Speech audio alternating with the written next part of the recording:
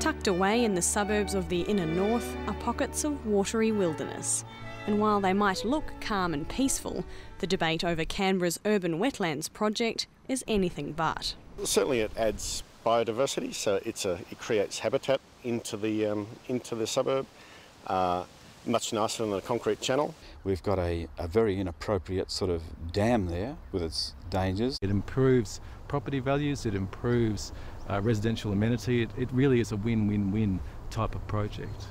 So we have lost what is tangible and exists and was very much appreciated, beautiful tall trees for a hypothetical and minuscule effect on water quality in Lake Burley-Griffin. Strung along Sullivan's Creek in the suburbs of O'Connor, Dixon and Lyneham is a network of man-made wetlands in various stages of construction. One site was completed this year and work has just started on several more. But what will they look like once they're well established? Well, here's one we prepared earlier. The David Street wetland behind the O'Connor shops was built as a demonstration 10 years ago. Malcolm Leslie was involved in its design. Well, I was part of the Sullivan's Creek catchment group that was responsible for setting up this wetland. I was responsible for the design as an engineer. I was also here at the community planting day with my daughter, who was 10 at the time, and I can remember planting these trees here, which were only this high at the time, and as you can see, now they're growing right up. 10 or 12 metres high. So this wetland is designed to take stormwater out of the concrete channel and the local catchment into the wetland to slow the stormwater down, to let the suspended solids drop out, to let the plants absorb some of the nutrients in the water. So this is the outlet of the wetland. The water is diverted into the wetland further upstream, spends time in the wetland, is cleaned by the plants, comes out cleaner than before. This wetland was built on the initiative of Mr Leslie's community group and was partly funded by the corporate sector. But the ACT government has now embraced the concept. It has taken a while. So the plans for Banksia Street were approved probably 7 years ago, and it's only being funded now. So it's taken a little while, but I think, credit to the government to finally get on board. And inner north residents are seeing a flurry of construction. The Environment Minister says the wetlands will alleviate a number of ongoing problems. There's two key reasons. The first is to capture water that we can use to irrigate our playing fields, our parks and reserves, and not have to rely on our drinking water supply. The other important reason is to improve water quality in Lake Burley-Griffin. It also has some real significant benefits in terms of local biodiversity. The concrete channels we see all around town used to be natural waterways. They used to be beautiful little creeks and streams that had an ecosystem all around them. And we removed that when we decided in the 60s and 70s as a community that we would concrete these places. And we made them lifeless, and whilst they were very good at getting water away quickly, they weren't very good at sustaining an ecosystem or cleaning the water. So really what we're doing is we're replacing what we've removed. This small wetland on Banksia Street in O'Connor was completed in February after 6 weeks' work. I'm the coordinator of the Banksia Street Carers Group. So far we've had 3 planting days where the community's got together, and there's been hundreds of people at each of those. It's been a great event. You can certainly feel a sense of pride that the community is taking in it, that they're really there creating something special. It's not seen as a chore that they have to do. There've been a lot of children. There's been school groups come and do special planting days. But some in the community are concerned about all those children down by the water. These dams here are wide open and there's no attempt being made to make them safe. John Holland has several worries about the wetlands, especially the one being built near his home in Dixon. There's a college nearby and there'll be vandalism around the pool. If you get crime occurring in the Dixon shops, they head off into that parkland area. They'll be able to dump stolen goods or weapons. Antisocial people are able to put syringes in there. But his main concern is the possibility of children drowning. Parents turn up and they've got the toddlers in tow and they get to talk and have their picnics and whatever. Now that's when it is becoming quite dangerous. As well as that, we've got a primary school nearby that has, I think, some preschoolers there. We've got a playground nearby and we've got a daycare centre nearby. So the potential for disaster is always there.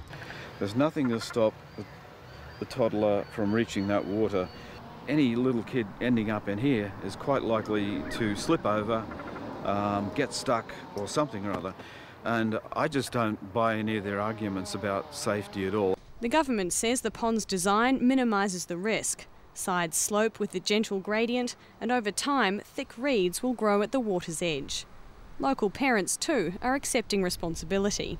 It's like any water body. I think you need to be very aware of the dangers and issues, and once you're keeping an eye on them, it's not particularly problematic. And I think its benefits far outweigh the need to be aware of what's going on. This month, work has begun on 2 more sites, in Lyneham and Dixon. They're expected to be completed mid-next year. The wetlands here will be much larger than the 2 in O'Connor because they have an additional purpose, collecting stormwater. They'll help Minister Corbell meet an agreement with the federal government to find 3.5 gigalitres of non-drinking water by 2015 for use on Canberra's parks and playing fields. But that's come at a price, according to some Lyneham residents. There's been, as you can see behind me, some 104 trees destroyed. We didn't want this environmental destruction on a grand scale. Lindsay Northrop, a former public servant who ran federal flood mitigation programs and established community land care, now represents a Lyneham community group. From an aesthetic point of view, tall trees are particularly important. They're good for the soul. And then to see the wildlife suffer so much, it's been quite devastating. And what is particularly galling is that it was unnecessary. It didn't have to be this way. Some changes were made to Lyneham wetland to accommodate some trees, but the wetland does need to be of a particular size because we're using that wetland to capture water to irrigate parks and playing fields. So it does need to be of sufficient size to do that. The truth is that we could have had both habitats. It wasn't a matter of either or one. We could easily have had both, but we have lost all these tall trees that were home to kookaburras, raptors and other large birds. And what biodiversity are we getting in its place? We're getting ubiquitous species of ducks and coot. He also has concerns about the wetlands design. They're going to build this monstrous spillway 50 metres across and made out of rock, which is going to be an absolute eyesore that we have to see every day. We asked for opportunity to discuss with them options for other forms of spillway that would be more aesthetic. No. We supported the idea of having a wetland here. We thought that was a great idea, one that's appropriately designed and appropriately sized, but we haven't got that.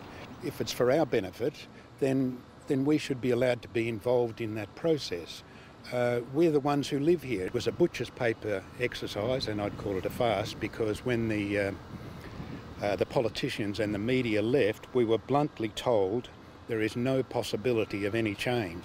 So what does the words community consultation mean to the ACT government?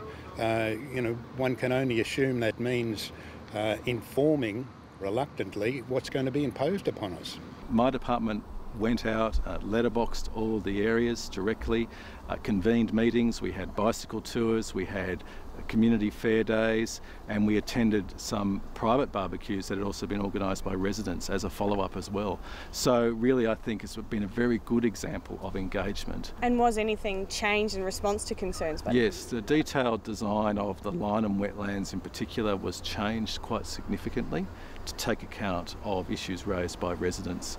One was the relocation of the bicycle path, and the other was the retention of some trees. The relocation of the bicycle path, however, was not one of the issues that was high on our agenda, and that was really a public safety issue that the department had overlooked in the first place. So you'd say there were other things that were much more important to you? Yes, that's right. The trees and the water level, the spillway, the sorts of plants that are going to go in instead.